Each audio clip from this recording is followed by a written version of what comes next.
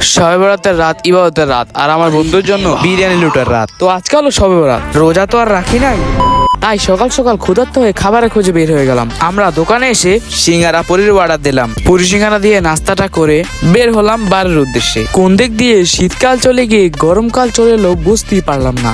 আর আজকে একটু সূর্য মামা বেশি তাপ দিয়েছে, বাকি দিনের মতো না। ঠিক রাতের বেলা নামাজ পড়ার উদ্দেশ্যে বের হলাম। নামাজ পড়তে এসে দেখি আমাদের সাথে কেউই নাই। একটু খোঁজাখুঁজি করার পর মসজিদের এক রুমে আমার মিত্ররা আর এলাকার বড় ভাইরা মিলে বিরিয়ানি প্যাকেট করতেছে। বিরিয়ানিটা দেখে মনে হচ্ছে মজাই হবে। নজর দিয়ে লাভ নাই, পরে আমি পাবো না। তো আমরা নামাজে ফিরে আসি। নামাজটা কমপ্লিট করে जानवर है। মিলাদে বসে বললাম বিরিয়ানি নেওয়ার উদ্দেশ্যে। মিলাদ শেষ করে বের হয়ে দেখলাম আমার বন্ধু 4টা বিরিয়ানি নিয়েছে।